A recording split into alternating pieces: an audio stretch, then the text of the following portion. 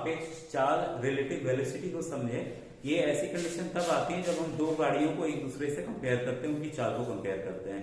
तो जब भी ऐसा हो तो ये एक पहली कंडीशन है बच्चों, जब जो गाड़ियां हैं एक दूसरे के विपरीत दिशा में अपोजिट डायरेक्शन में आ रही है। ठीक है, तो मान लीजिए इसकी रफ्तार जो है 1 किलोमीटर प्रति घंटा है, इसकी जो है 20 किलोमीटर प्रति घंटा है, किलोमीटर पर आवर है।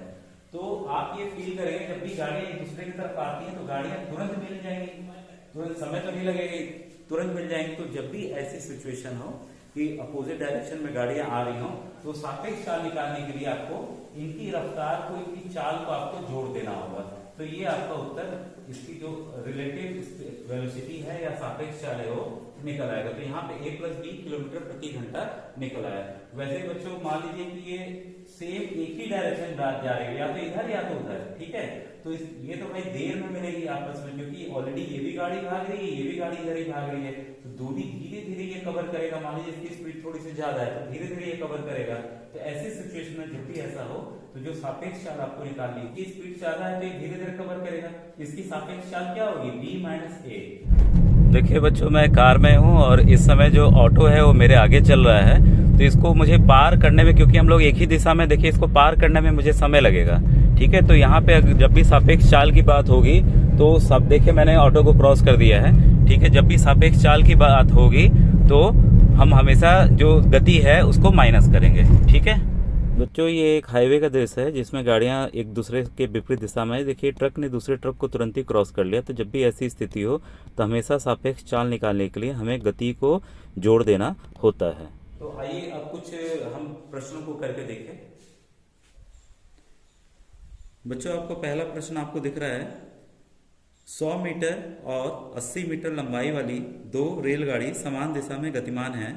यदि पहली रेलगाड़ी 51 मीटर पर सेकंड की चाल से तथा दूसरी रेलगाड़ी 42 मीटर पर सेकंड की चाल से गतिमान है तो उन्हें एक दूसरे को पार करने में कितना समय लगेगा?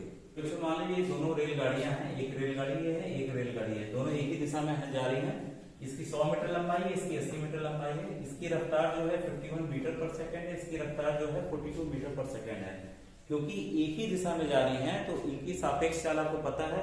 सापेक्ष चाल के लिए हमें जब एक दिशा में हो तो हमें घटाना होता है। तो सापेक्ष चाल के लिए 51 में से 42 आप घटा दीजिए तो ये आ जाएगी 9 मीटर पर सेकंड। तो आखिर कितना इनको दूरी तय करनी है? अगर ये मान लीजिए ज्यादा रफ्तार से जा रही है, ये 51 मीटर पर सेकंड है, ये 42 है, तो ये तो इसको क्रॉस कर जाएगी।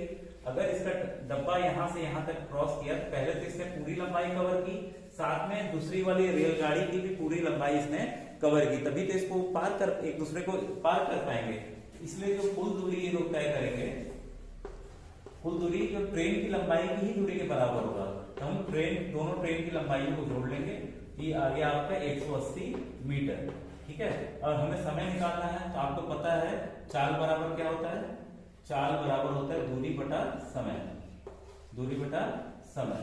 ठीक है, तो समय बराबर क्या हो जाएगा? आपका समय बराबर हो जाएगा दूरी बटा चाल। ठीक है, तो दूरी बटा चाल। ठीक है, तो यहाँ पे हमें पता है कि दूरी कितनी है, दूरी कुल 180 है और आपका चाल कितनी है? चाल हमारी 9 है। ये विशेष आपको ध्यान देना होगा कि जो इसकी यूनिट्स है वो एक जैसी होनी चाहिए। देखिए ये मीटर है तो ये भी मीटर है, अगर ये किलोमीटर होता है तो इसे हमें किलोमीटर में बदलना होता है। ठीक है, तो इसको हम काट दे रहे हैं, 9 × 9 9 × 18। तो हम उत्तर कितना आ गया हमारा? तो आपके 20 सेकंड का समय लगेगा रेलगाड़ी को पार करने में। ठीक है, ये आपका उत्तर है।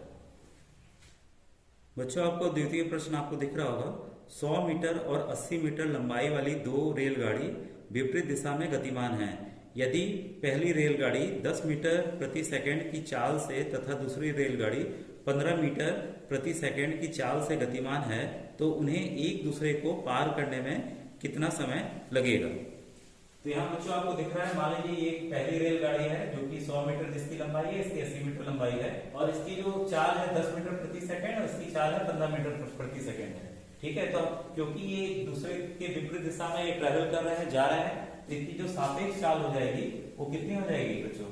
10 और 15 को हम जोड़ देंगे तो कुल कितनी सापेक्ष चाल होगी? 25 मीटर प्रति सेकंड। ठीक है। तो इसमें समय पूछ रहा है, समय हमने निकाला था, समय होगा दूरी बटा 4। तो यहां हम इसको डाल दे रहे हैं। फिर से दूरी पुनः मैं आपको बताना चाहूंगा, दूरी वही होगी जो एक दूसरे को क्रॉस करेंगे, ठीक है। तो ट्रेन की हम लंबाई ले लेंगे, तो 100 प्लस 80 कितना होगा दूरी कुल 180 मीटर, ठीक है। और आपकी चाल कितनी हो जाएगी 25। अगर आप इसको काटते हैं बच्चों 7.20 सेकेंड, इसका उत्तर आ जाएगा, ठीक है। इसमें आपको बस विशेष ध्यान देना है कि जो गाड़ियां हैं वो किस दिशा में चल रही हैं, ठीक है। अगर विपरीत दिशा में है तो आपको चाल को जोड़ लेना है, ठीक है। अगर एक की चाल ए है, एक की चाल बी है, तो दोनों को जोड़ लेना है अगर वो विपरीत दिशा में है। अगर वो एक ही दिशा में जा रहे हैं तो उनकी चाल को आपको घटा देना है, तो उसकी आपकी सापेक्ष चाल होगी, रिलेटिव वेलोसिटी होगी, ठीक है बच्चों। ये चाल, समय और दूरी में इसी तरह के प्रश्न आते हैं, ठीक है। मिलते हैं नेक्स्ट वीडियो में।